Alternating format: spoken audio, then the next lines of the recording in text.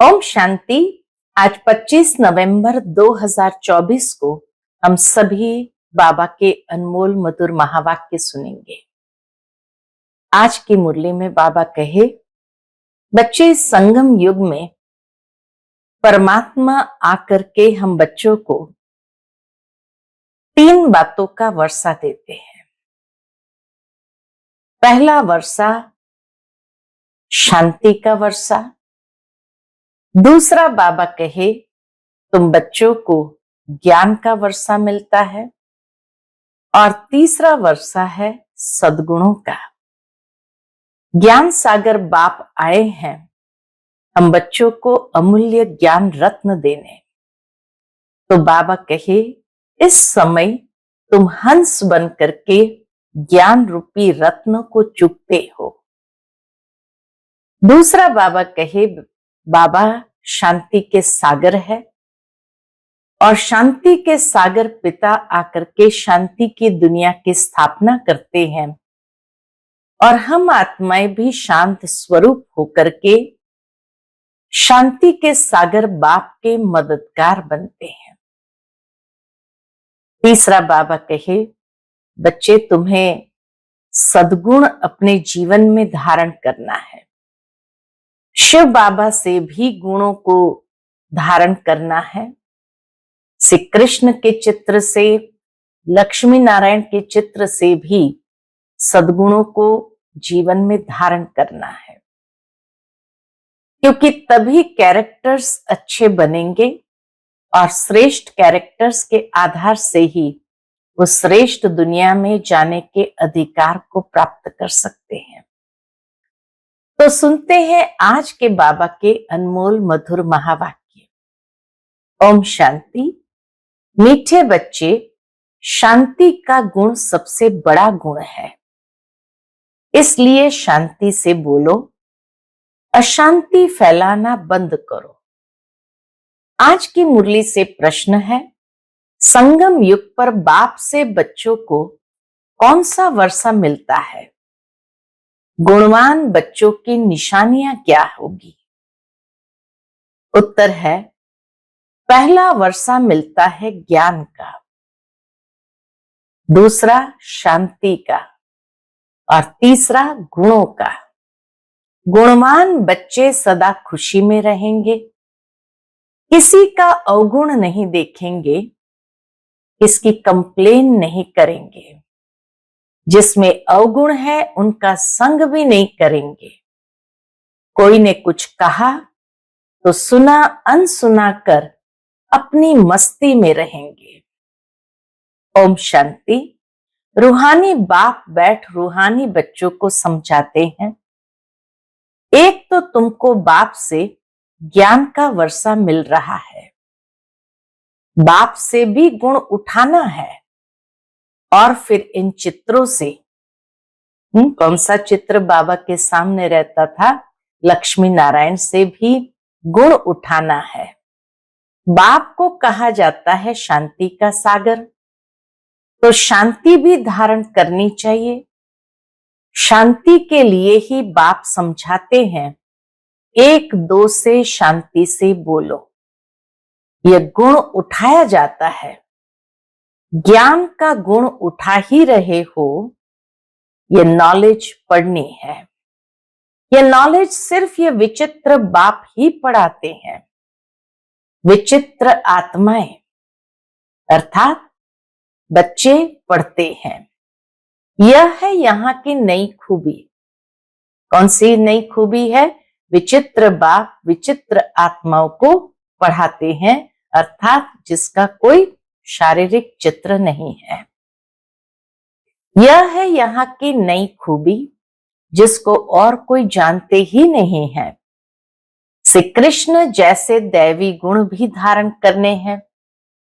बाप ने समझाया है, मैं शांति का सागर हूं, तो शांति यहां स्थापन करनी है। अशांति खत्म होनी है। अपनी चलन को देखना चाहिए, कहां तक हम शांत में रहते हैं। बहुत पुरुष लोग होते हैं जो शांति पसंद करते हैं। समझते हैं कि शांत रहना अच्छा है। शांति का गुण भी बहुत भारी है, परंतु शांति कैसे स्थापन होगी, शांति का अर्थ क्या है, ये भारतवासी बच्चे नहीं जानते हैं। बाप भारतवासियों के लिए ही कहेंगे। बाबा जो समझाने देते हैं भारतवासी बच्चों को ही समझाएंगे। बाप आते भी भारत में ही है। अभी तुम समझते हो बरोबर अंदर में भी शांति जरूर होनी चाहिए। ऐसे नहीं कोई अशांति करे तो खुद को भी अशांत करना है। नहीं, अशांत होना यह भी अवगुण है। अवगुण को निकालना है। हर एक से गुण ग्रहण करना है। अवगुण तरफ देखना भी नहीं चाहिए। बल आवाज सुनते करते हो तो भी खुद शांत रहना चाहिए। भले बाबा कहे बाहर में आवाज सुनते करते हो तो भी खुद शांत रहना चाहिए, क्योंकि बाप और दादा दोनों शांत रहते हैं, कभी बिगड़ते नहीं हैं। बाबा को कभी गुस्सा नहीं आता है, रड़ी नहीं मारते हैं। ये ब्रह्मा भी सीखा है ना, जितना शांत में रहो उतना अच्छा है। शांति से ही याद कर सकते हैं, अशांति वाले याद कर न सके। हर एक से गुण ग्रहण करना ही है। दत्तात्रेय आदि के मिसाल भी यहां से लगते हैं। कहा जाता दत्तात्रेय सबसे गुण उठाता था। दत्तात्रेय आदि के मिसाल भी यहां से लगते हैं। देवताओं जैसे गुणवान तो कोई होते नहीं। एक ही विकार मूल है, उस पर तुम विजय पा रहे हो, पाते रहते हो। कर्मेंद्रियों पर विजय पानी है। अवगुणों को छोड़ देना है, देखना भी नहीं है। बाबा कहे अवगुणों के तरफ देखना भी नहीं है, बोलना भी नहीं है। जिनमें गुण है उनके पास ही जाना चाहिए। रहना भी बहुत मीठा शांत है। थोड़ा ही बोलने से तुम सब कार्य कर सकते हो। सबसे गुण ग्रहण कर गुणवान बनना है। समझू सयाने जो होते हैं वह शांत रहना पसंद करते हैं। कई भक्त लोग ज्ञानियों से भी सयाने निर्माण चित होते हैं। बाबा कहे कई भक्त भी ऐसे होते हैं जो है भक्त लेकिन इतने निर्माण सयाने समझू होते हैं। तो कई भक्त लोग ज्ञानियों से भी सयाने निर्माण चित होते हैं। बाबा तो अनुभवी है ना। यह जिस लौकिक बाप का बच्चा था वह टीचर था, बहुत निर्माण शांत रहता था। बाबा ब्रह्मा बाबा के लौकिक पिताजी की बात करते, क्योंकि लौकिक पिताजी टीचर था तो बाबा कहे वो बहुत निर्माण शांत रहता था, कभी क्रोध में नहीं आता था।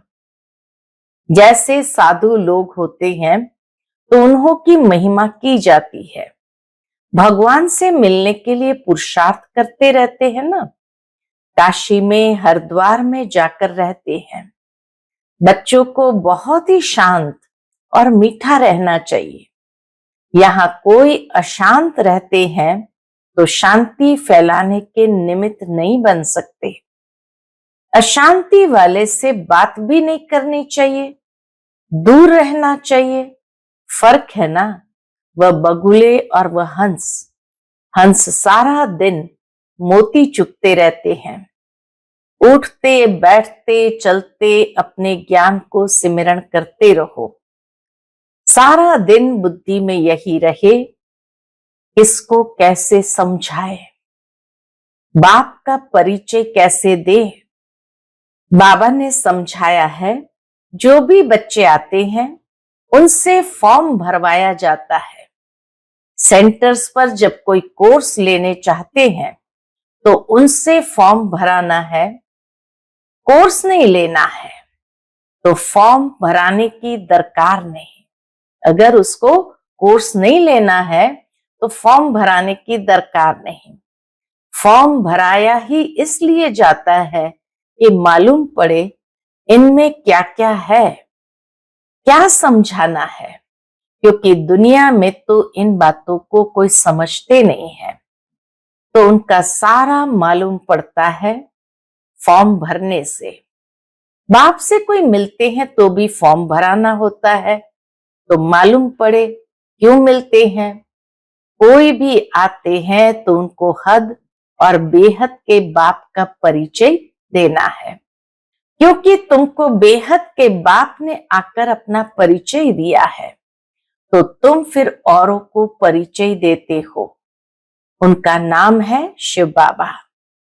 शिव परमात्मा नमः कहते हैं ना, वह कृष्ण को देवताय नमः कहेंगे, शिव को कहेंगे शिव परमात्माय नमः।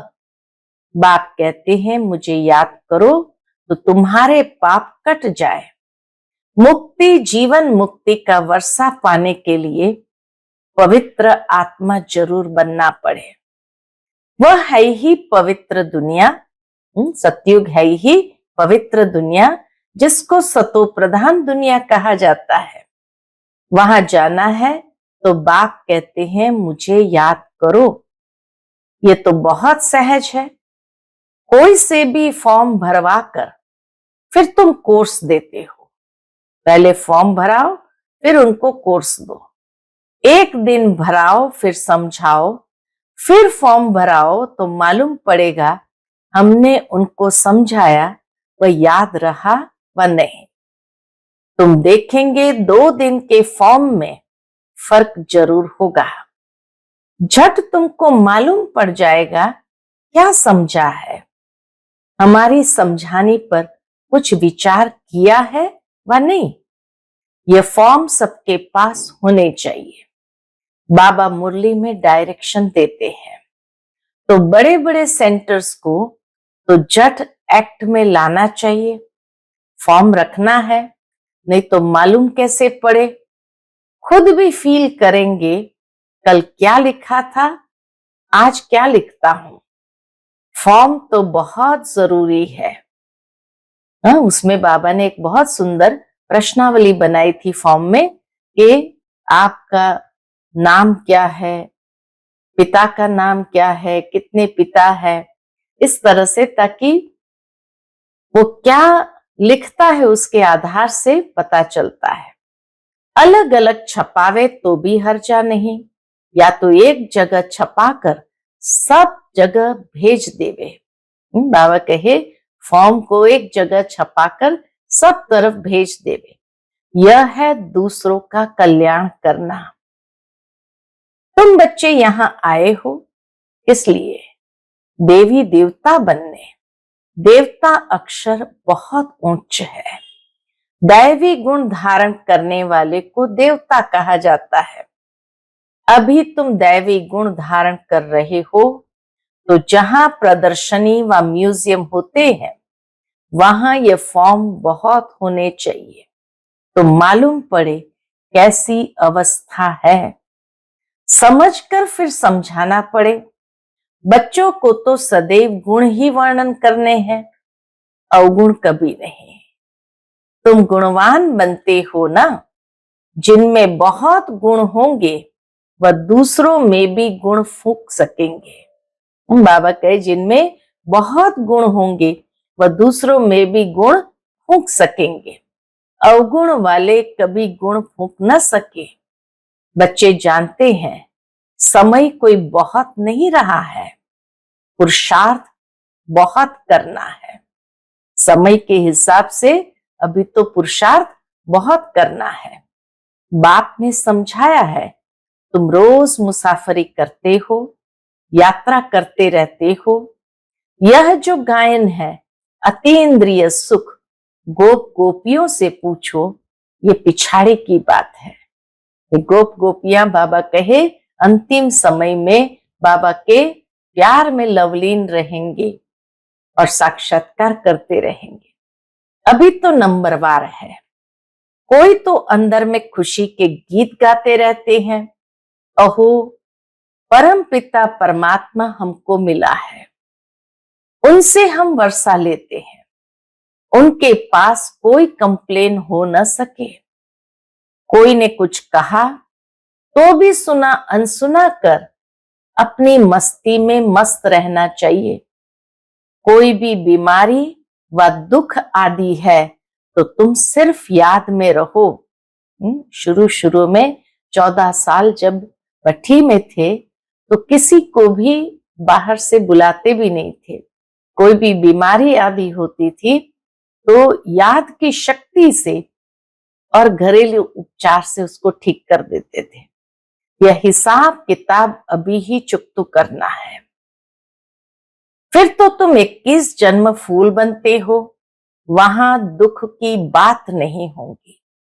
शारीरिक कर्म भोग भी कर्मों के हिसाब किताब के कारण आते हैं। बाबा कहे उसको भी यहाँ चुकतू करना है, वहां दुख की बात ही नहीं होगी। यहां से पुराने कर्मों का हिसाब किताब को कैरी फॉरवर्ड सतयुग में तो करना नहीं है। गाया जाता है खुशी जैसी खुराक नहीं, फिर सुस्ती आदि सब उड़ जाती है। इसमें तो यह है सच्ची खुशी, वह है झूठी। धन मिला जेवर मिला तो खुश होंगे, यह है बेहद की बात।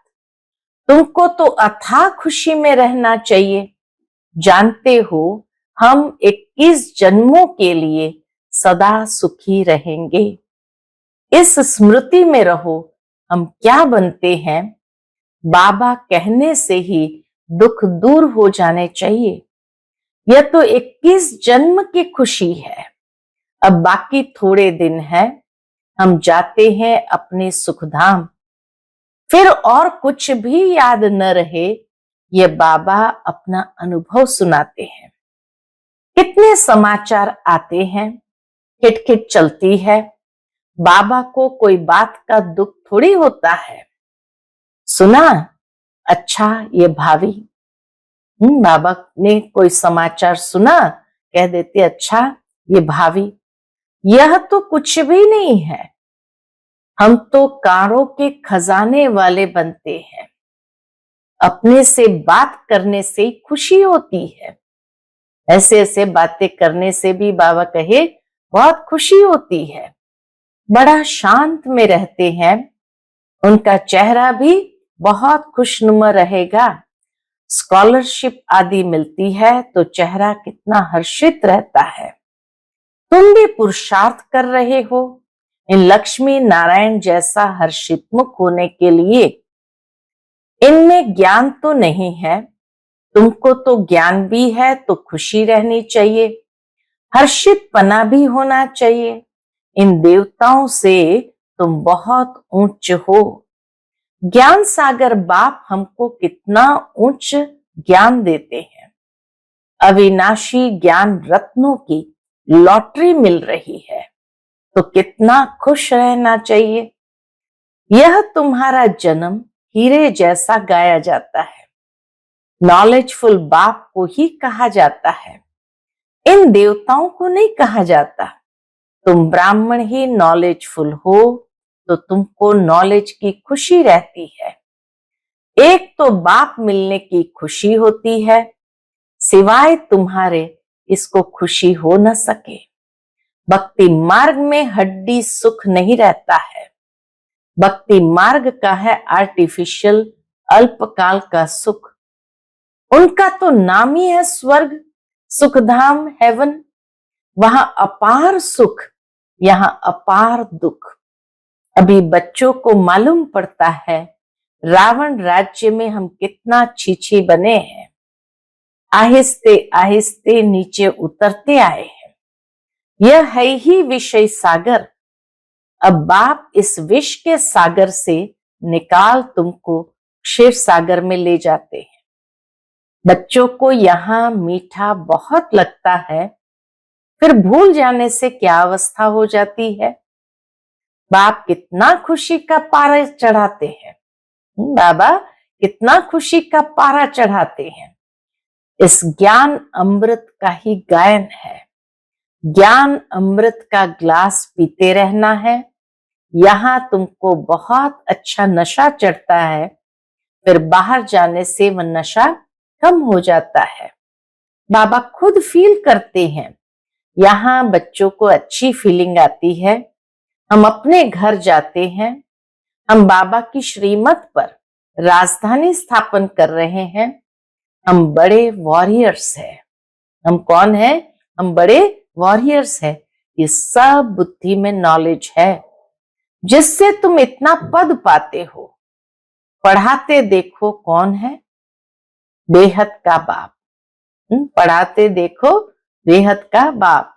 एकदम बदला देते हैं, बच्चों को एकदम परिवर्तन कर देते हैं। तो बच्चों को दिल में कितनी न खुशी होनी चाहिए। यह भी दिल में आना चाहिए कि औरों को भी खुशी देवे।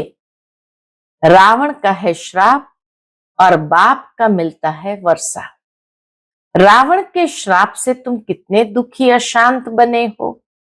बहुत गोप भी है जिनकी दिल होती है सर्विस करे, परंतु कलश माताओं को मिलता है। शक्ति दल है ना, वंदे मातरम गाया जाता है। साथ में वंदे पितरम तो है ही, परंतु नाम माताओं का है। पहले लक्ष्मी फिर नारायण, पहले सीता पीछे राम। यहाँ पहले मेल का नाम फिर स्त्री का लिखते हैं, मिस्टर एंड मिसेस ऐसे लिखते हैं। यह भी खेल है ना। बाप समझाते तो सब कुछ है। भक्ति मार्ग का राज भी समझाते हैं। भक्ति में क्या क्या होता है, जब तक ज्ञान नहीं है तो पता थोड़ी पड़ता है। अभी तुम सबका कैरेक्टर सुधारते हो। तुम्हारा दैविक कैरेक्टर बन रहा है। 5 विकारों से आसुरी कैरेक्टर हो जाता है। बाबा कहे 5 विकारों से आसुरी कैरेक्टर हो जाता है। कितनी चेंज होती है। तो चेंज में आना चाहिए ना। शरीर छूट जाए फिर थोड़ी चेंज हो सकेगी। बाप में ताकत है, इतने में चेंज लाते हैं। कई बच्चे अपने अनुभव सुनाते हैं। क्या सुनाते? हम बहुत कामी शराबी थे, हमारे में बड़ी चेंज हुई है। अभी तुम बहुत प्रेम से रहते हैं, प्रेम के आंसू भी आ जाते हैं।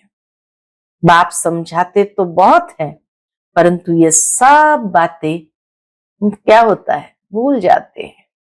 बाबा समझाते इतना है, लेकिन ये सब बातें भूल जाती है।